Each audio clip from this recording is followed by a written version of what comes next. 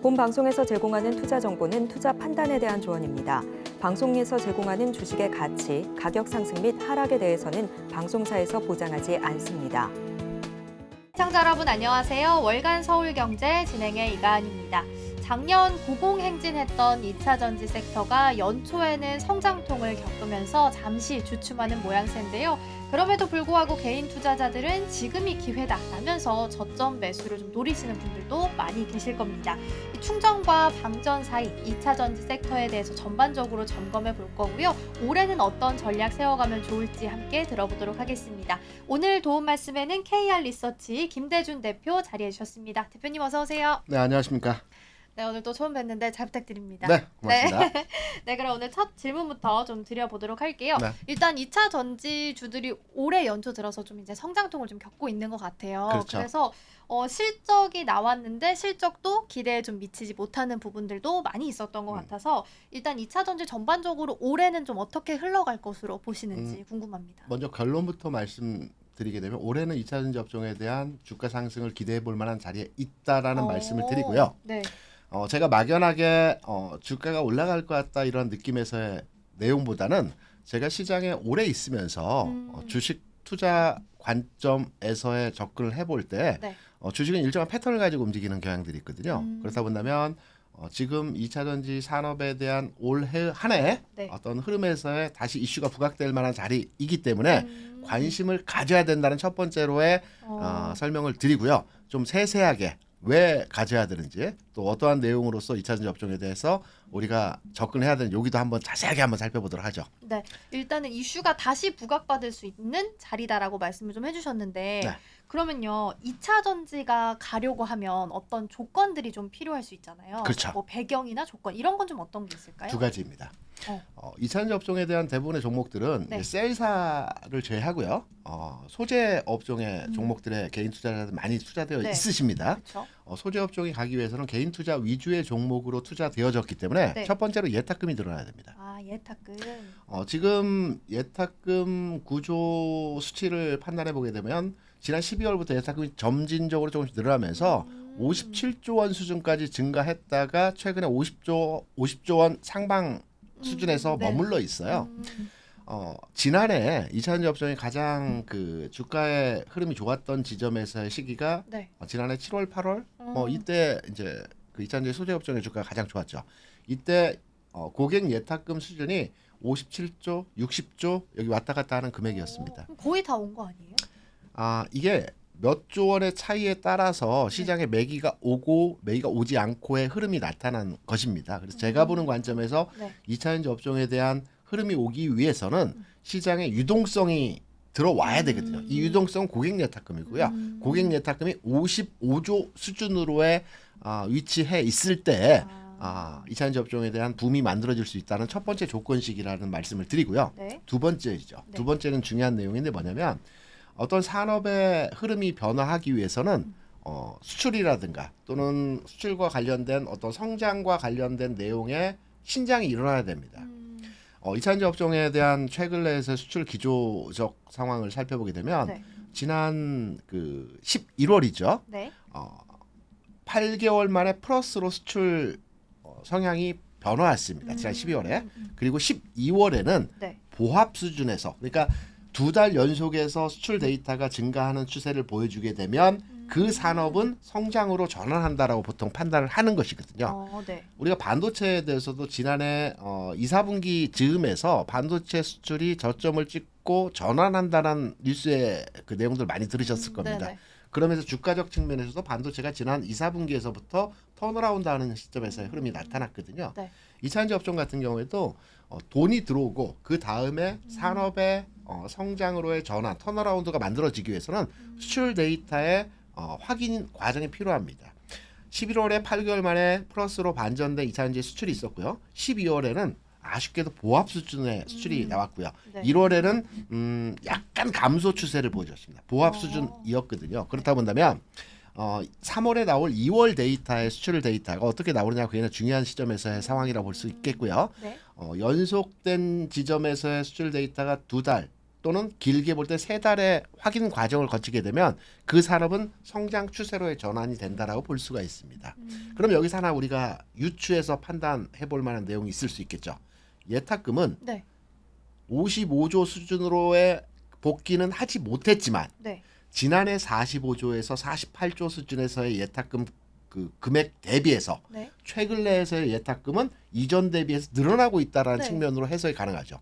네. 돈이 어느 방향인가는 움직여야 되는데 어느 정도까지 올라왔습니다. 완전하게 필요 충분 조건의 성향의 금액이 늘어나지 않았지만 네. 증가하고 있는 추세라는 첫 번째 예탁금 구조의 흐름을 판단해 볼 수 있을 것이고요. 네. 두 번째로는 수출 데이터가 아직 완연하게 상방으로의 전환되지 못했지만 11월에 8개월 만에 플러스로 전환된 이후에 바닥 다지기라고 할 수 있는 수출이 감소하지 않는 상태에서의 네. 흐름이 진행되고 있습니다. 그럼 이 흐름에서의 모습이 네. 2월, 3월을 거쳐서 올해 수준 상황 하에서 개선되는 데이터가 확인될 때는 2차전지 업종의 주가가 상승할 수 있다라고 판단하는 근거로서의 접근이 가능할 것입니다. 그러면은 일단은 개인 투자자의 고객 예탁금이 좀 늘어나는 부분을 확인해야 되고, 두 번째는 수출 데이터 통해서 이게 좀 어쨌든가 바닥을 찍고 올라가는지를 그렇죠. 확인을 해야 한다. 근데 여기서 중요한 포인트는 뭐냐면 두 가지 관점으로의 접근하는 데이터가 확인되었을 때는 주가 어느 정도 올라가 있겠죠. 아, 그렇기 때문에 우리는 미리 미리. 그 해당 데이터가 확인되어지는 과정을 유추해서 해석 판단하는 접근을 해야 되겠죠. 확인을 하면 늦을 수 있다. 미리미리 대응을 좀 해야 한다. 네, 미리 요런 관점으로. 주가 좀 올라가 있겠죠. 네, 그래서 그렇게 확인을 미리 해주는 게 좋겠다라고 말씀 그렇습니다. 좀 해주셨고요. 그렇다면 이제 시기가 좀 궁금해지는 것 같아요. 네. 언제 올라올 수 있을 것인지를 보고 계신다면 전망을 좀 해주시면 어느 정도로 보시는지요? 저는 바닥은 이미 찍었다라고 판단을 하고 있습니다. 2월 들어서 바닥은 찍었다라고 판단이 되면서 가격 기준으로 보게 되면 정상 수준으로의 가격 회귀되는 과정은 우리가 이제 2차전지 소재업종의 종목들이 많이 있지만 네. 대표적인 종목을 판단해 볼 때는 뭐 에코프로 그쵸. 많이 얘기를 하지 네네. 않습니까? 에코프로 기준으로 해서 80만 원 수준이 정상 수준으로의 가격 회귀입니다. 그리고 나서 지난해 11월에 찍었던 뭐 90만 원짜리 또는 100만 원짜리 가격을 우리가 목표로 판단을 해 보게 되는데 80만 원 수준까지의 가격 지점의 흐름이 나타나는 시기는 네. 최근에 바닥을 찍었기 때문에 네. 2월 기간차를 두고 2, 3월 내에 흐름의 모습이 만들어질 것으로 판단이 되면서 이 부분에 대한 구체적인 진행 시점에서의 흐름은 앞서 말씀드린 데이터를 확인하면서 주가 상황의 내용을 추적해야 된다는 측면으로 우리가 판단하면 되겠죠. 네. 그렇게 된다면 일단은 2차 전지가 올해는 그래도 좀 좋은 흐름을 좀 유지하면서 갈 수 있을 것으로 보시는 거죠.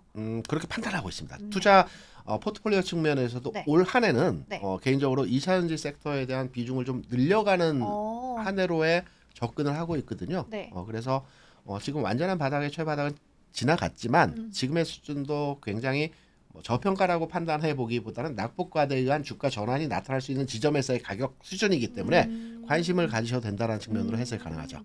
반도체랑 2차 전지가 크게 보면 얼개가 좀 비슷하다, 네. 흐름이 좀 비슷하다 이런 내용을 말씀하시는 분들도 계시던데 이건 어떻게 좀 판단을 하세요?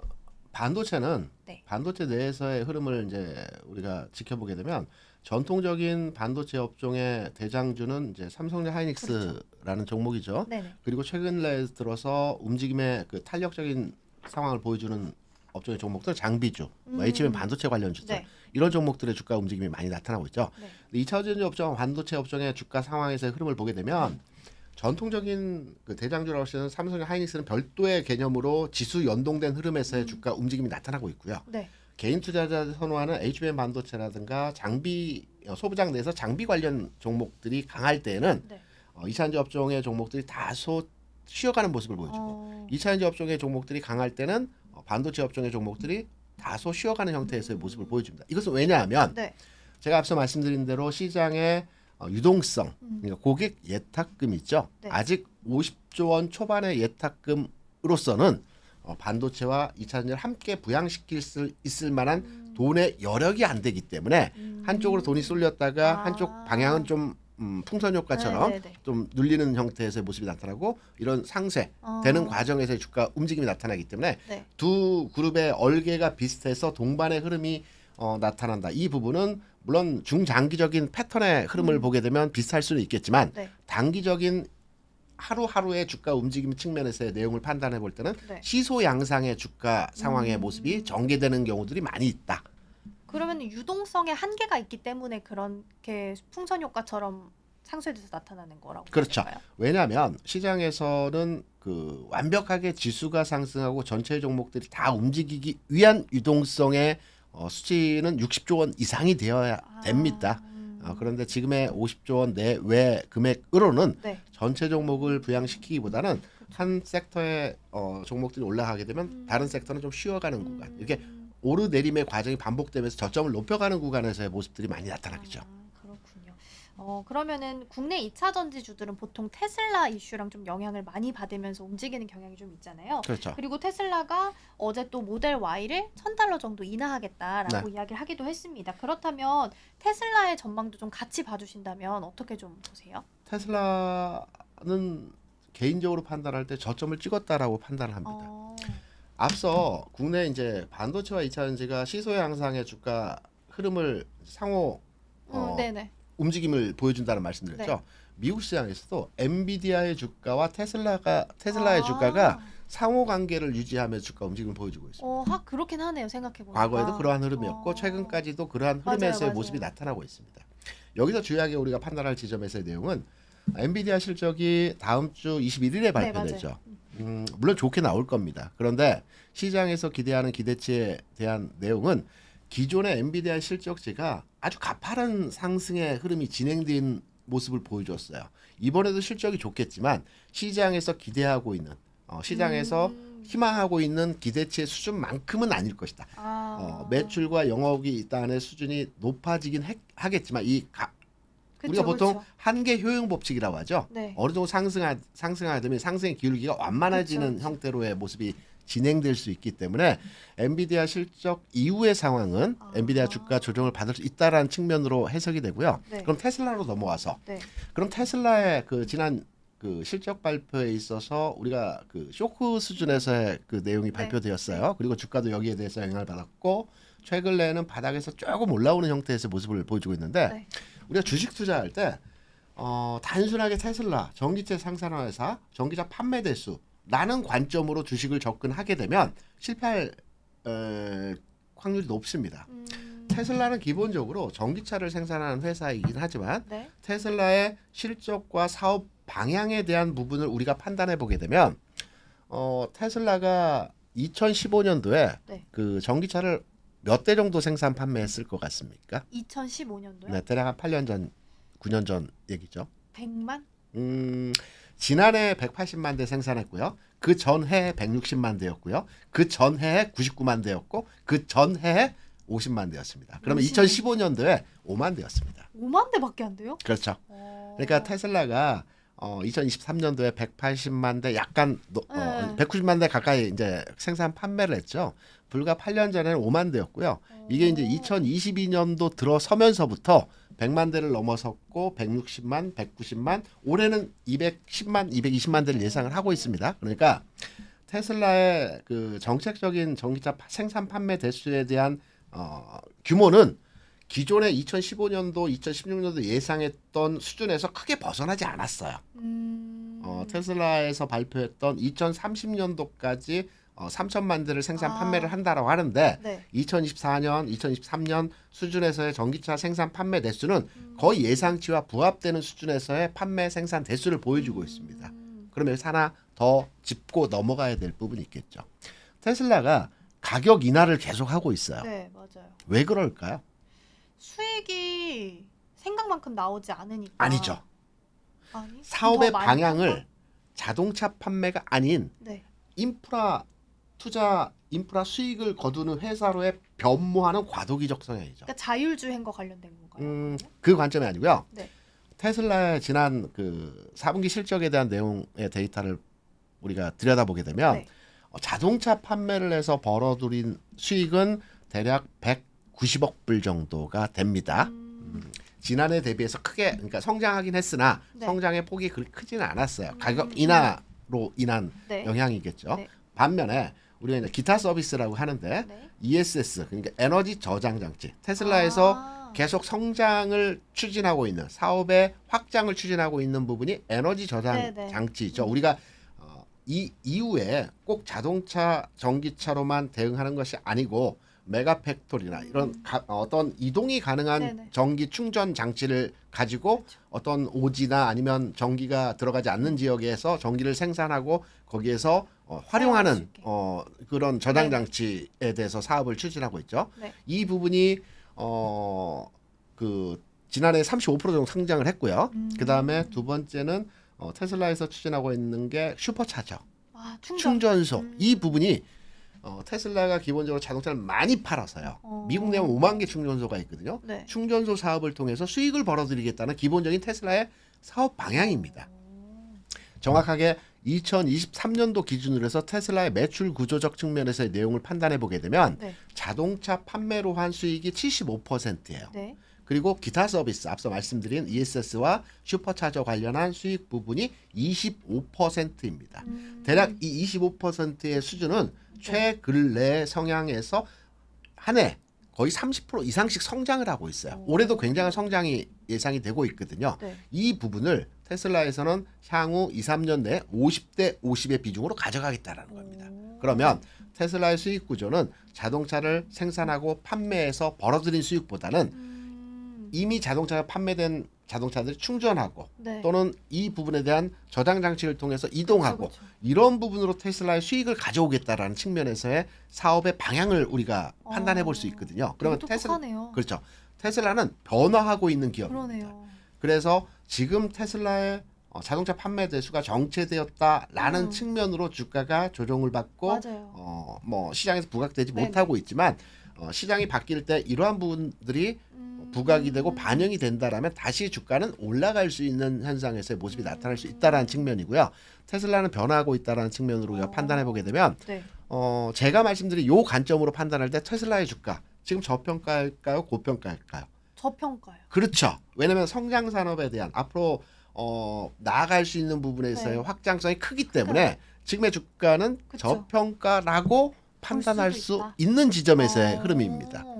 이렇듯 주식은 네. 어느 방향에서 그러네요. 바라보느냐에 따라서 어. 해당 기업의 가치가 저평가인지 고평가인지 그럴 수 우리가 있겠네요. 판단을 할 수 있는 내용이거든요. 그래서 저는 테슬라의 그 가격적 측면에서의 현 시점에서의 지점을 판단해 보게 되면 저평가 수준에서의 지점이라고 보고 있고 회사가 추진하고 있는 방향에 대한 내용들은 변화하고 있는 과도기적 상황에서의 흐름이기 때문에 테슬라 주식에 투자되어진 투자자이시거나 아니면 특히 테슬라와 연동된 국내 2차전지 관련주에 대한 흐름이 아주 밀접하게 움직임이 진행되고 있기 때문에 네. 2차전지 업종에 대한 투자가 되어지신 분들 또한 제가 말씀드린 관점으로 한번 주가에 대한 네. 방향성과 흐름을 읽어보시는 것도 우리가 주식 투자하는 게 기본적으로 수익을 가져가기 위한 목적이지 않습니까? 그쵸. 또 다른 각도에서 시장을 바라보는 것도 또 다른 각도에서 기업의 가치를 판단하는 것도 중요한 투자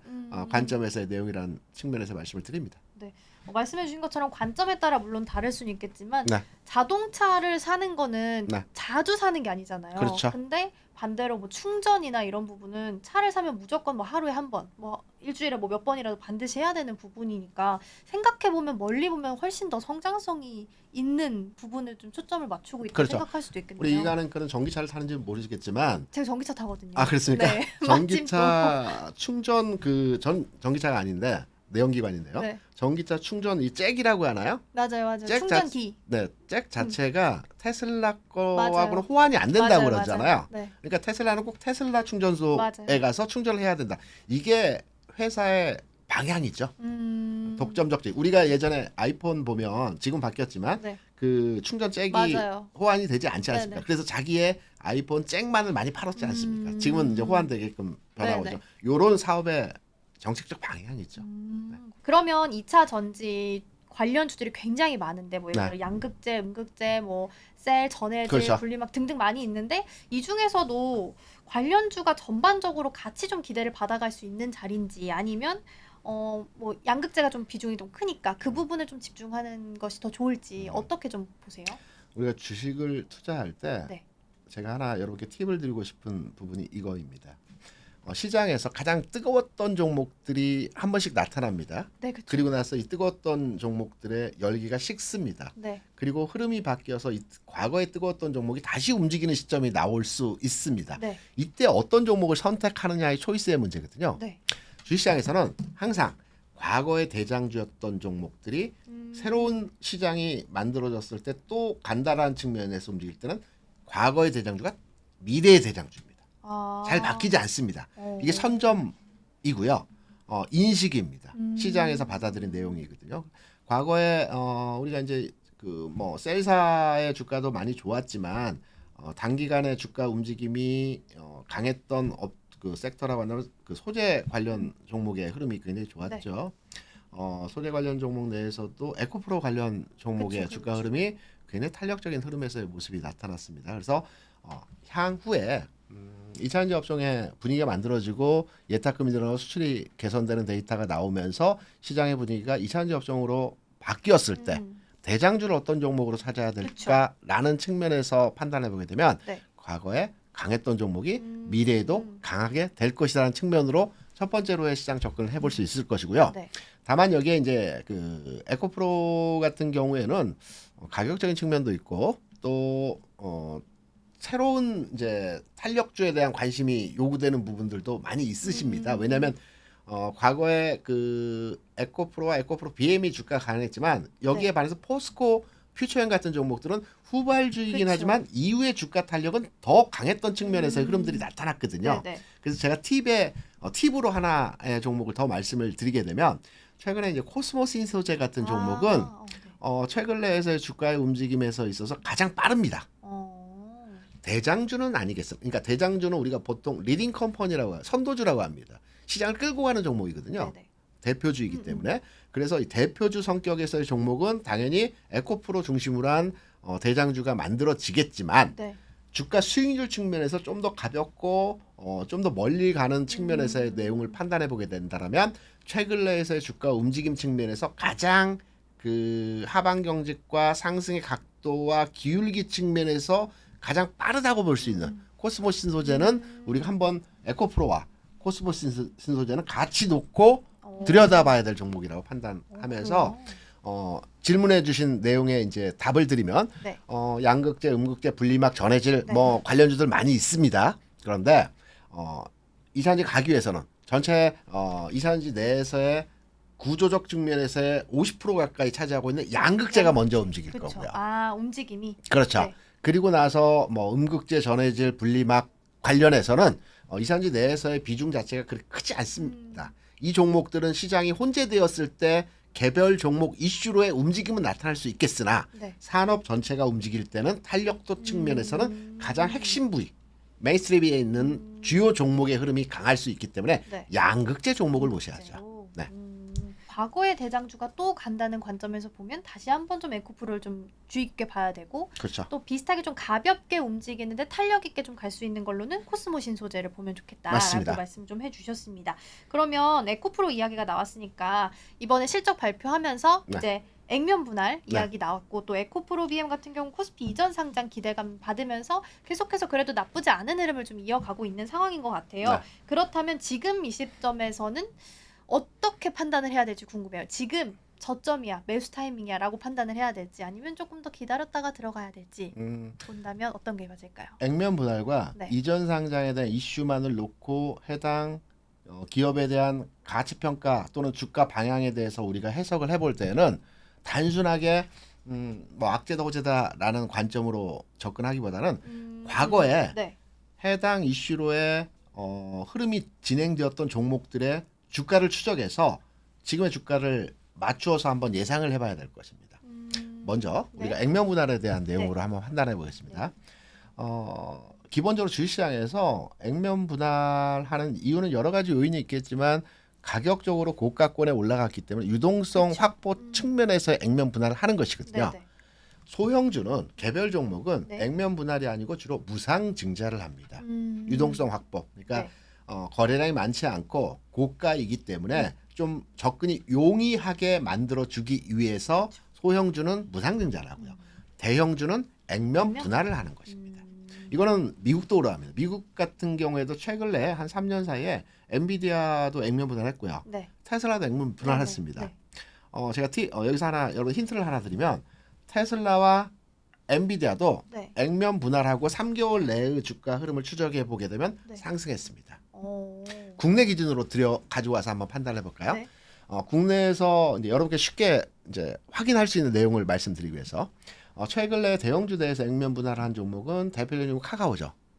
그러네요. 카카오가 21년 즈음에 아마 액면 분할했던 걸로 알고 있습니다. 11만 원. 그러니까 카카오 주가 55만 원일 때 5분의 1 액면 분할을 했습니다. 11만 원으로 액면 분할했고요. 이때가 아마 제 기억으로는 아마 4월, 5월, 21년 4월, 5월 이쯤이었습니다. 7월까지 해서 17만 원까지 올라갔습니다. 그럼 딱 또 3개월이네요. 3개월 즈음의 주가를 추적해 보게 되면 올라갔다는 올라갔다. 거죠. 상승했다. 가격의 편차는 뭐 종목마다 그쵸, 다르겠죠. 그쵸. 하지만 액면 분할 이슈가 주가의 상승 요인이냐 하락 요인이라 판단했을 때 미국도 상승 요인이었고요. 우리나라 카카오도 상승 요인이었고 조금 더 멀리 가보게 되면 삼성전자가 50대 1로 액면 분할했죠. 2018년이었을 겁니다. 네. 이때 47,000원 수준에서 액면 분할 결정이 됐고 단기간 내 흐름에서 삼성전자 워낙 무겁기 때문에 네네. 52,000원까지 약 8% 정도가 주가 올라갔어요. 이런 맥락에서 흐름을 판단해 보게 되면 객관적으로 판단해서 액면 분할 이슈가 나타났을 때 해당 기업에 대한 주가의 방향성은 하락보다는 상승 요인으로 작용되는 시장의 경험치를 통해서 에코프로가 이번에 액면 분할을 단행하는 과정에서의 주가 상황을 예측해 본다라면 네. 과거 주가의 흐름을 그대로 끌어와서 지금의 주가에 대해서 그 적용을 시켜볼 때 네. 상승 요인으로 작용할 가능성이 크다. 그러네요. 라는 관점으로 해당 종목에 대한 해석을 해볼 수 있겠죠. 어느 정도 가격대까지 갈 수 있다라고 예측할 수 있는 선이 혹시 있을까요? 제가 앞서서 말씀드렸죠.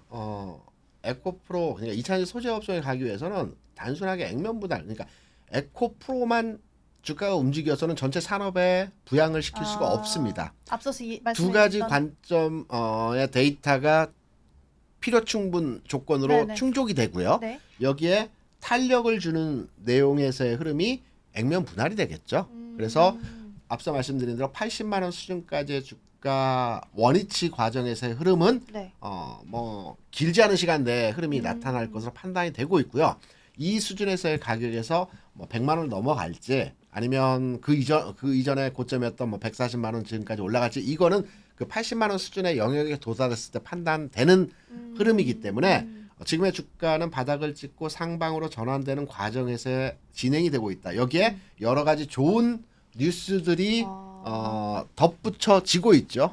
이런 내용들이고 데이터 확인해야 된다는 말씀을 다시 한번 드리고요. 네. 하나 더 앞서 그 이전 상장도 네네. 물어보셨지 않습니까? 네네. 이전 상장은 앞서 똑같은 내용으로서 과거에 이전 상장을 했던 주가의 흐름들이 어떠했느냐를 판단해 보게 되면 네. 뭐 최근에 LNF라든가 맞아요. BH라든가 종목들의 주가가 좋지 않았죠.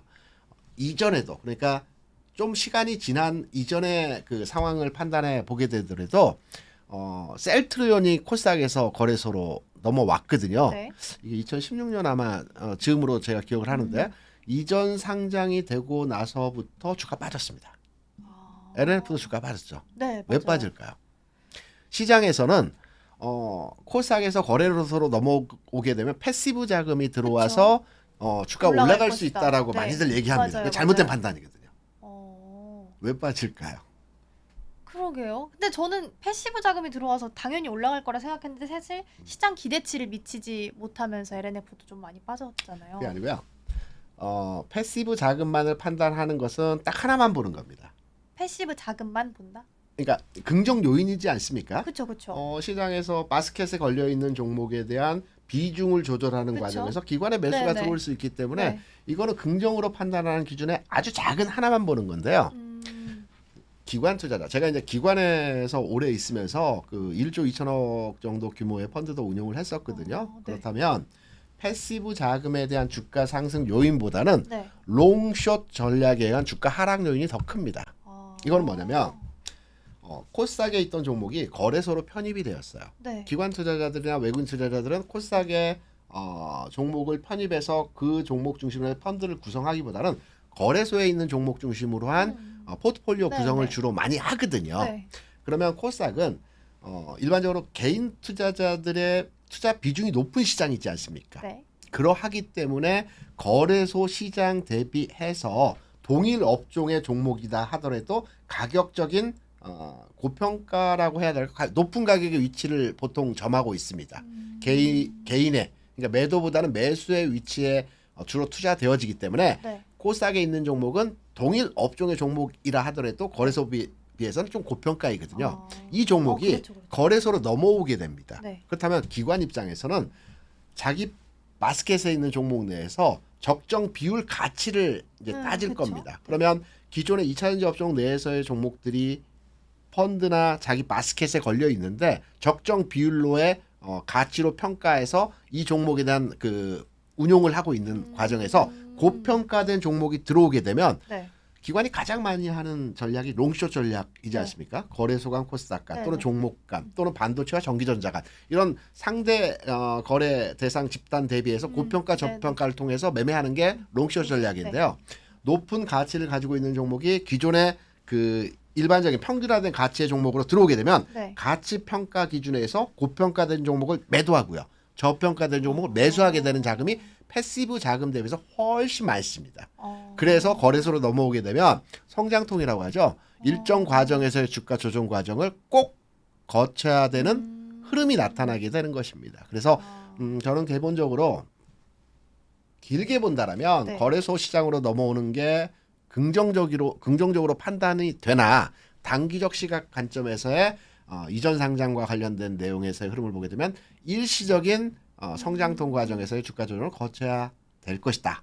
성장통의 기간은 뭐 딱 정해질 수는 없겠지만 그렇죠. 보통은 어느 정도 이게 겪게 시장의 되나요? 상황과 맞물려서 네. 그 주가의 조정과 안정된 과정이 이제 그러니까요. 달라지는데 셀트리온도 그렇고 뭐 LNF는 최근 시장에서의 그 코스닥이 안 좋았기 때문에 좀 더 강화된 흐름에서의 모습이 진행되었지만 저는 이제 롱숏에 의한 가치적 측면에서 판단해 본다라면 가격적으로 한 7에서 10% 정도 7에서 10%. 가격 조정에서 일시적인 현상이 나타나지 않겠느냐. 요거는 그 상황마다의 가격 상황이 그쵸, 다르기 그쵸, 때문에 그쵸, 그쵸. 정확하게 판단할 수는 네, 없겠지만 제 개인적인 판단의 흐름을 이제 과거 그렇죠. 경험치를 네. 통해서 말씀드리면 한 7에서 10% 정도의 일시적인 주가 조정이 나타나지 않겠느냐라는 측면에서 해석이 가능합니다. 이번에는 그 미국 대선 이야기도 같이 좀 섞어서 함께 네. 좀 보도록 할게요. 일단 지금 경선 과정에서는 리턴 매치가 될 가능성이 높고 네. 트럼프 대통령이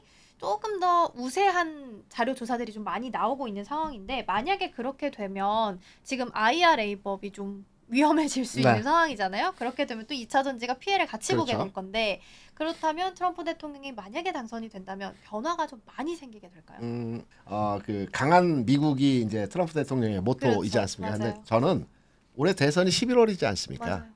맞아요. 그리고 상황이라는 게 언제 급변할 수 있다라는 측면도 가능하거든요. 우리가 바이든 대통령이 그 취임했을 때만 하더라도 이 그린 에너지에 대한 기대치가 너무나도 컸어요. 근데 실제적으로 물론 단기 이슈에 의한 주가 상승이 나타나기도 했지만 네. 이게 길게 가는 이슈로의 흐름이 정착되지는 못했거든요. 지금 시장에서 관련해서 트럼프 대통령이 당선됐을 때 관련 산업에 대한 무게감이 클 것이다라는 측면으로 많이 언론화에서 나오고 있는데 네. 저는 주시장에서의 그 가장 주요하게 우리가 생각해볼 내용이 네. 내일의 걱정을 오늘 할 필요는 없다라는 겁니다. 정확하게 네. 내일 주가 이렇게 될 거기 때문에 네. 오늘 주가를 이렇게 해야 걱정하지 된다라고 말자. 접근할 필요 없이요. 오늘 주가에 우리는 순응하고 오늘 주가에 편승해야 되는 것이지 올 11월, 올 12월 연말에 있을 상황에 대비해서 지금 나는 이렇게 해야 된다라는 측면은 너무 앞서가는 내용에서의 흐름이 아닌가라고 판단이 되어서 그 부분은 그냥 가벼이 지나가시고 여름 지나서 가을쯤에 가을쯤. 고민해 볼 필요의 아. 내용이 아닐까라는 측면으로 판단을 하고 있습니다. 근데 보통 이제 주가는 기대감 속에서 같이 움직이잖아요. 그렇죠. 그럼 이제 트럼프 대통령이 뭔가 좀 우세하다라는 기사가 나올 때마다 한 번씩 좀 흔들림이 나올 수도 있지 않을까요? 오히려 기회죠. 앞서 말씀하신 대로 주가는 미래 가치에 대한 현재 가격이지 않습니까? 네네. 미래 어떻게 될 것이다라는 가능성을 두고 현재 가격이 움직이는 겁니다. 네. 그러면 미국 대선 결과 어찌 될지 모르겠지만 네네. 그 대선 결과에 우리의 부정적으로 미치는 이미지에 대해서 주가 출렁인다. 그러면 그 과정이 주가의 진입 시점이 있는 것이죠. 오히려. 네. 그러면 반대로 바이든 대통령이 네. 우세해서 만약에 대선에서 승리를 한다. 네. 그러면 2차 전지 때는 어떤 긍정적인 변화가 좀 생기게 될까요? 그것도 마찬가지로 긍정적인 변화는 없을 겁니다. 아, 그래요? 지금과 비슷한 흐름? 그렇죠. 왜냐하면 지금까지 진행되었던 내용을 판단해 보게 되면 네. 미래의 가능성도 뭐 일정 부분 우리가 판단해 볼 수 있는 내용이지 않을까요? 그리고 똑같은 내용입니다. 미래에 어떻게 될 것이다라는 판단 기준으로 지금의 오늘을 주가를 수능하면서 미리 걱정할 필요는 없습니다. 네. 네, 현재 충실하고 네. 현재의 주가에 우리가 유효적절하게 대응을 하면 되는 것이죠. 북미 시장에서 좀 네. 지배력이 돋보이고 있는 K 배터리사가 있다면 어느 곳을 좀 꼽아 주실 수 있을까요? 그 국내 가장 큰 셀사라고 한다면 LG 솔루션이죠. 네. 그러니까 전 세계 점유율을 판단해 보게 되면 LG 솔루션이 3위입니다. 중국 업체가 1, 2위를 하고 있고요. 네. 전체 이 세 개 업체가 전체 시장에서의 65% 정도를 점유하고 있습니다.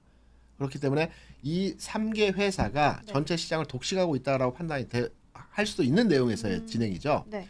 우리와 관련된 기업이라고 한다면 LG 솔루션이 13.5% 정도 세계 시장에서의 점유율을 확보하고 있습니다. 네. 여기에 이제 비롯해서 북미 그리고 미국 관련한 수출을 많이 하고 있는, 그러니까 셀사를 제외한 나머지 소재사 중에서 네. 수출을 많이 하고 있는 기업군 내에서 주가에 대한 이제 가능성을 우리가 판단한 지점에서 내용인데요. 네. 수출 많이 하는 기업은 다 알고 계십니다.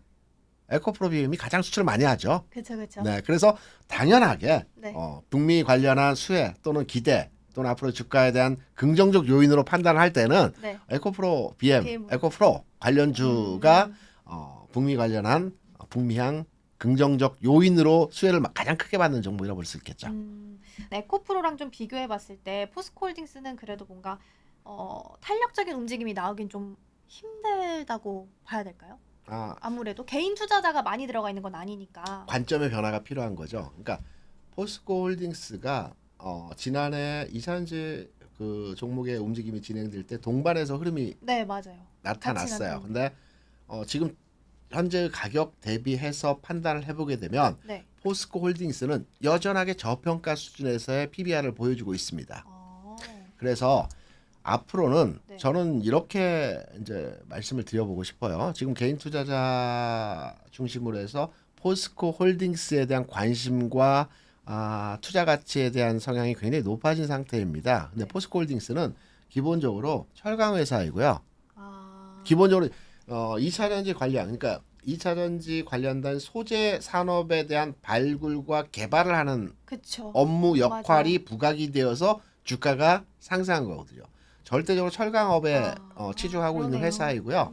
자회사 내에서는 이제 관련한 사업을 추진하는 몇몇의 기업들이 있습니다. 네, 네. 그래서 포스코 홀딩스에 대한 기업 가치 측면에서 2차 전지로에 대비되어서 판단하는 기준으로 접근하기보다는 저평가는 확실하게 맞는 기업인 건 확실합니다.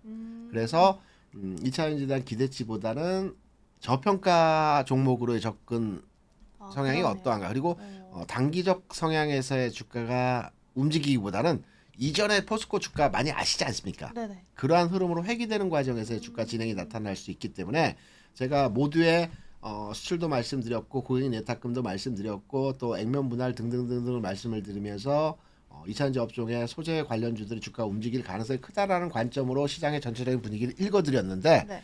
여기와 관련된 포스코홀딩스의 주가는 연동해서 움직임이 나타나기보다는 조금은 탄력도가 약화될 수 있을 수 있다. 그래서 투자적 측면에서 바라본다라면 네. 저는 교체 매매 측면에서의 진행은 어떠하신가. 왜냐하면 지금 리밸런싱 과정에서 주가의 편차가 그렇게 크지 않거든요. 에코프로와 포스코홀딩스의 조정과 최근 반등 흐름에서의 가격 편차를 비교해 보면 네. 그렇게 크지가 않습니다. 그래서 교체 매매로의 진행은 어떠하신가라는 말씀을 드립니다. 그럼 이번에는 넘어가서 향후에 이제 미래의 신캐시카우로 글로벌 배터리사나 2차 전지사들이 좀 가지고 있는 부분은 관점은 좀 어떤 게 있을까요? 향후의 캐시카우 우리가 시계추를 딱 1년 전으로만 돌려서 1년 전으로 돌려보게 되면 네. 에코프로가 10만 원 초반 수준이었습니다. 네. 지난해 1월, 2월 이때였죠. 그리고 7, 8, 9월에 140만 원까지 그러니까요. 움직임이 진행됐죠. 네. 1, 2월 수준에서 2차전지 업종에 대한 전반의 뷰는 앞으로 성장 산업이다. 캐시카우이다. 네. 계속 그 산업 자체가 발전하는 산업에 대한 내용이다. 전기차, 정부도 그렇고 글로벌리 이제 친환경으로 가야 되니까. 전환되고 있는 상황에서 흐름이다. 분위기도 좋고 맞아요. 산업도 좋고 주가도 올라갈 수 있는 터전이 되었다라는 게 딱 1년 전의 시장 분위기였습니다. 1년이 지난 지금 시점에서 보면 전기차 업황 안 좋다. 네. 그린 에너지 언제 이게 진행될지 모를 모른다. 것이다. 해당 주가의 사업성과 미래 가치에 대해서 장밋빛이었던 것이 아직은 좀 더 봐야 된다라고 네. 완전히 180도 급변을 했거든요. 주시장은 항상 후행적입니다. 주가 움직이고 나서 주가 하락을 하게 되면 악재적 요소만 반영이 되는 거고요. 주가 상승하게 되면 항상 호재성 재료만 반영이 됩니다. 시장에서는 항상 그러네요. 악재와 호재가 음. 상존합니다. 맞아요. 지금 주가 상승하고 있는 그 반도체 네. 장비 업종에 네. 호재만 부각되는 내용으로 기사가 계속 업로드가 되지만 네. 자세하게 살펴보면 악재들도 있어요. 주가가 빠지기 시작하면 이 악재들이 다시 부각할 겁니다. 없는 악재가 아니고요. 그래서 앞으로의 그 이산지 업종에 대한 카시카우 미래가치 성장성 말씀을 하셨는데요. 네. 저 여전하게 지난해 1월, 2월, 3월의 뷰를 그대로 가지고 있습니다. 에코프로 기준으로 해서만 말씀을 드리면 140만 원 지금까지 그것도 한 비싸네요. 13배가 올라갔죠. 그렇죠? 네. 그때와 지금의 다른 점은 호흡이 짧아지고 호흡이 길었느냐의 차이일 뿐입니다. 그리고 나서 지금 조정을 받으면서 사람들이 이산재 산업에 대한 부정론 의식이 확산됐어요. 하지만 우리가 절대적으로 잊지 말아야 될 건 산업에 대한 전망치입니다. 그때도 흔들리긴 했지만 네. 반도체 산업은 틀림없이 앞으로 성장 산업이라는 것은 누구도 거기에 부정할 대해서 수 없는? 부정할 수 없는 사실이었던 것입니다. 아. 그리고 나 주가 오르려고. 네. 2차전지에 대한 내용 또한 지금 산업이 약간 휘청이고는 있지만 네. 우리가 미래 가치에 대한 2차전지 배터리 산업에 대해서 성장 산업이라는 것에 대해서는 그 누구도 반론을 맞아요. 하지 못할 만한 내용이거든요. 네네. 지금 흔들림의 과정입니다. 그때와 지금의 과정이 너무나도 유사한 지점에서의 그 그러네요. 주가 상황에서의 흐름이기 때문에 캐시카우 당연히 앞으로의 돈벌 산업에서의 흐름은 물론 반도체가 돈을 벌겠지만 큰 형태에서의 돈을 벌겠지만 성장하면서 앞으로 계속해서 캐시카우로 역할을 해낼 수 있는 산업은 2차전지 산업이 당연 가장 첫 번째로 꼽을 수 있는 산업에서의 내용이라고 판단되기 때문에 산업 전체적으로 일시적인 부정 흐름에서의 내용으로 그 우리가 매몰되어서 해석하기보다는 딱 산업의 성장세를 판단했을 때 캐시카우이면서 성장 산업이다라는 내용으로 주가에 대한 접근을 하셔야 된다는 측면에서의 말씀을 드립니다. 말씀해 주신 것처럼 길게 봤을 때 사실 전기차나 뭐 아니면 친환경으로 변하는 건 당연히 해야 하는 대세이죠. 과정이기 네. 때문에 그렇게 본다면 긍정적으로 바라볼 수 있는 산업이라고 볼 수 있을 것 그 같고요. 산업의 진행 과정 내에서 우린 주식 투자라는 것은 낮은 가격의 주식을 잘 사서 그렇죠. 높은 가격에 잘 파는 게 기본적인 그렇죠. 주식 투자의 목적이지 않습니까? 그렇죠. 에코프로를 140만 원에 사서 10년을 가지고 있는 것보다는 낮은 흐름에서의 조정 지점에 저점을 잡는 지금 거인데 잡아서, 네. 앞서 말씀드린 여러 가지 제가 상황 설명과 내용에 있어서 지금은 저점을 통과하고 있는 과정에서 지점이기 때문에 사볼 만한 매력적인 구간에서의 그러네요. 가격이다라는 부분을 강조드리고 싶은 거죠. 네, 그러게요. 그럴 수 있을 것 같아요. 그러면 2024년을 좀 내다봤을 때 2차 전지가 반도체처럼 같이 이렇게 주도주로서의 역할을 할 수 있을 시기가 또 올까요? 당연하죠. 2024년에? 다만 네. 이러한 내용은 있습니다. 반도체는 국내 이제 거래소 코스닥 통할에서 2,400개 종목에서 120개 종목 정도 네. 되고요. 시가총액 내에서 차지하는 비중이 대략 한 20% 정도 됩니다. 큰 산업이죠. 그러네요. 그리고 우리나라에서 수출의 한 50% 물론 지난해는 반도체 수출이 그렇게 좋지 않았지만 네. 평균적으로 반도체 수출이 우리나라의 수출 비중의 50% 수준을 또는 50% 넘어가는 수준을 차지하는 비중에서의 상황입니다. 여기에 반해서 2차 전지는 이제 네. 태동되고 있는 산업이기 때문에 전체 수출 측면에서의 아직 그 5% 내외 수준에서의 그 비중을 차지하고 있거든요. 네. 지금 성장하는 단계에서의 걸음마를 뛰고 있는 상태에서의 진행입니다. 그래서 반도체와 2차 전지가 쌍두마차로 시장을 쭉 끌고 갈 것이냐 네. 라는 측면으로 문의를 주셨는데 네. 흐름에 있어서는 쌍두마차라기보다는 반도체가 먼저 가고요. 2차 전지가 따라가는 형태로의 진행이 되는 모습이 나타날 수 있다라고 판단되고 있으면서 네. 다만 앞서 제가 모두 말씀드린 대로 예탁금이 그렇게 풍부하지 않은 그러니까 50조 내외의 상황에서는 반도체와 2차 전지가 핑퐁 게임을 하듯이 왔다 갔다 하면서 움직임이 진행될 수 있기 때문에 네. 이러한 가격적 측면에서의 흐름들도 유의하셔가지고 투자 지점에서의 판단을 하셔야 될 것 같습니다. 그렇군요. 일단은 그렇게 어떻게 보면 반도체가 먼저 가고 뒤따라서 2차 전지 산업도 갈 수 있다라고 네. 좀 해석을 하면 좋을 것 같고요. 대표님이랑 이야기를 나누다 보니까 네. 시간이 진짜 금세 흘러간 것 네. 같아요. 그래서 마지막으로는 네. 우리 시청자분들께 투자 전략을 좀 제시를 대신 해주신다면 어떤 조언을 좀 남겨주실 수 있을까요? 저는 이제 2차 전지가 올해 긍정적으로 판단하고 있지만 기본적으로 투자 포트폴리오 측면에서 가치주를 선호하는 측면에서의 투자를 지금까지 해왔습니다. 네. 그리고 제가 앞서 이제 잠깐 말씀드렸지만 97년 3월에 이 시장에 들어오면서 네. 하나 배운 게 있습니다. 어떤 거예요? 투자 측면에서 제가 배운 네. 게 뭐냐면 주식 시장은 우상향한다라는 것입니다. 우상향한다. 여러 가지 뭐 구체적인 내용들이 있겠지만 시장은 계속해서 상승하는 과정을 만들어 갑니다. 그렇다 본다면 내가 단순하게 주가의 측면에서 우상향하는 과정에서 이 파도 타기를 잘해야 되거든요. 고점과 저점을 활용한 그렇죠. 주식을 매매하는 측면에서 접근을 해야 된다라는 측면으로 판단을 하고 있습니다. 네. 지금 아마 방송을 시청하시는 대다수의 시청자 여러분께서는 수익보다는 손실에 가까운 투자 또는 계좌 포트폴리오를 가지고 계실 겁니다. 맞아요. 왜냐하면 워낙 긴 기간 동안에 주시장이 침체되어 왔기 때문에 제가 단언해서 말씀드립니다. 오랜 시간 주식시장에 있으면서 흐름을 판단해서 제 느낀 바를 설명을 드리면 네. 올 한 해는 지난해 그리고 22년도 흐름에서 주가 조정받았던 상황의 모습이 상승으로의 전환되는 지점에서의 그 지수와 시장의 분위기가 형성될 것 같습니다. 고생 많으셨고요. 그리고 내 계좌가 지금까지 그다지 만족할 만한 성과는 아니었지만 네. 이제 올 한 해는 수익이 날 수 있는 지점에서의 상황이라는 점. 그래서 조금만 더 버텨내신다라면 분명하게 말씀드리지만 좋은 결과치를 만들어낼 수 있는 상승의 폭은 다를 수 있겠지만 기대해 볼 만한 2024년도이기 때문에 희망을 가지고 올 한 해를 가져가신다면 좋은 성과, 기대한 성과 충분히 가져가실 수 있다라고 생각을 합니다.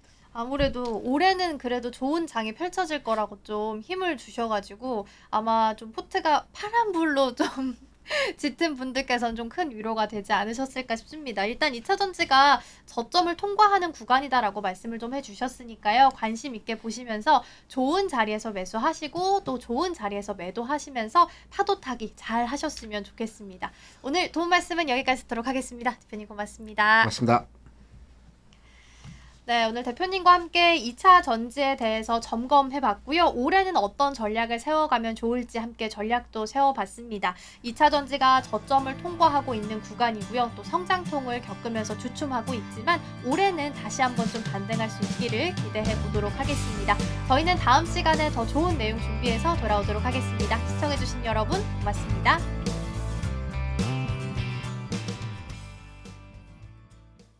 좋아요, 구독!